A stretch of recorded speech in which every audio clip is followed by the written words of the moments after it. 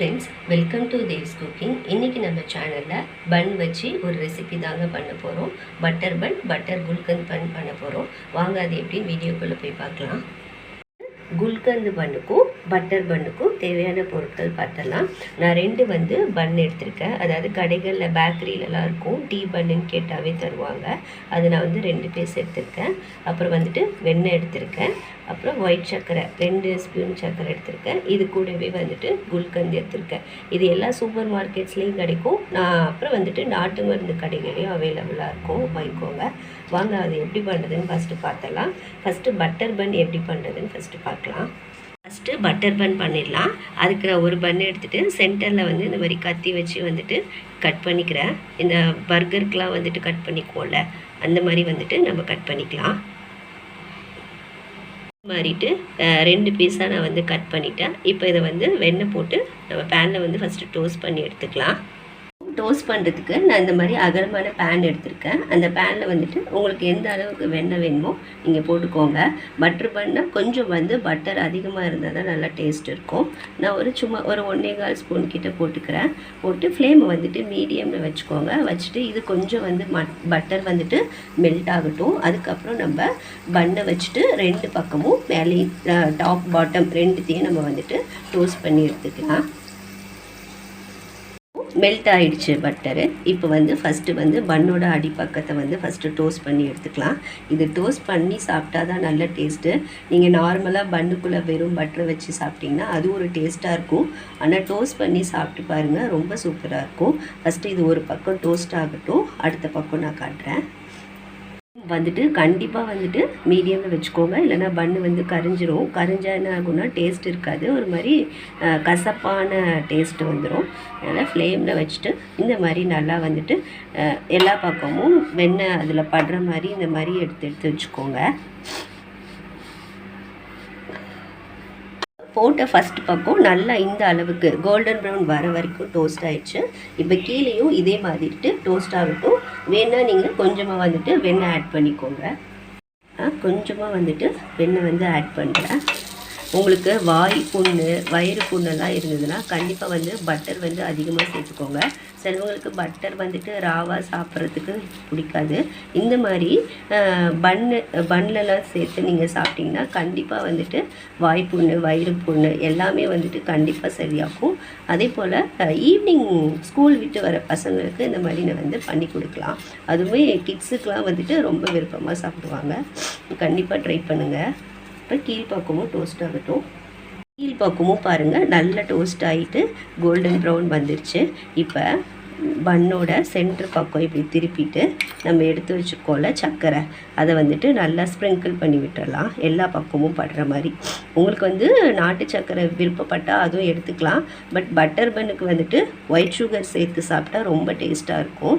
இப்போது இதை வச்சுட்டு இது மேலே இன்னொரு பன் பீஸ் இருக்குதுல்ல, அதையும் தூக்கி இது மேலே வச்சுட்டு ஒரு 2 நிமிஷம் இப்படி வச்சிடுங்க.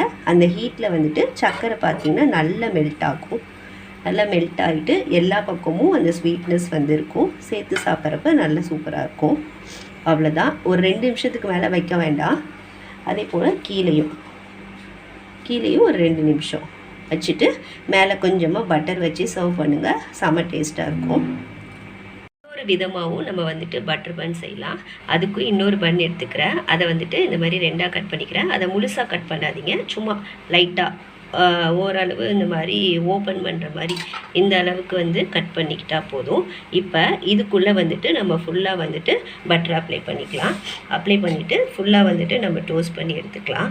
உங்களுக்கு எந்த அளவுக்கு வேணுமோ அதே மாதிரி தான். நிறையா அப்ளை பண்ணாலும் ஓகே, இல்லை குறைச்சி அப்ளை பண்ணாலும் ஓகே.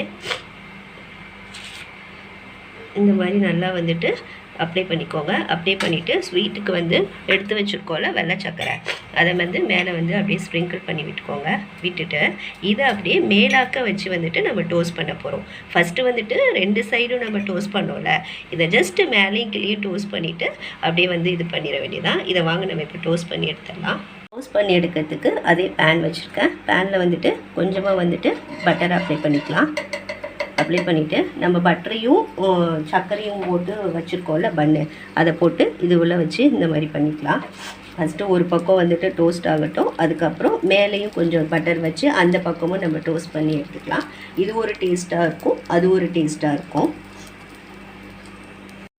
டோஸ்ட் ஆகிட்டு இருக்கிறப்பே நீங்கள் மேலேயும் கொஞ்சமாக வந்துட்டு பட்டர் வச்சுக்கோங்க. ஏன்னா அது ஹீட்டுக்கு வந்துட்டு நல்லா மெல்ட் ஆகி பன்னு ஃபுல்லாக நல்லா சாஃப்டாகி வந்துடும். அதனால் இப்போவே நீங்கள் வந்துட்டு எந்த அளவுக்கு தேவையோ அந்த அளவுக்கு நீங்கள் வச்சுக்கோங்க. இப்போது கீழே வந்து ஒரு நிமிஷம் வந்துட்டு டோஸ்ட் ஆனால் போதும். மீடியம் கண்டிப்பாக ஃப்ளேம் வச்சுக்கோங்க. அடுத்த பக்கமும் நம்ம வந்துட்டு டோஸ்ட் பண்ணி எடுத்துக்கலாம். கீழ்ப்பக்கமும் வந்துட்டு நல்லா டோஸ்ட் ஆகிடுச்சு. இதை இப்போ வேறு பிளேட்டுக்கு மாற்றிடலாம். நீங்கள் சர்வ் பண்ணுறப்ப மேலே கொஞ்சமாக வெண்ணெய் வச்சுட்டு கொஞ்சமாக சர்க்கரை ஸ்ப்ரிங்கிள் பண்ணி சர்வ் பண்ணுங்கள். சாப்பிட்றதுக்கு நல்லா டேஸ்ட்டாகவும் சூப்பராகவும் இருக்கும். 2 விதமான பட்டர் பன் பார்த்துட்டோம். இப்போ வந்துட்டு தேர்ட் பன் வந்துட்டு குல்கந்த் பன்னு.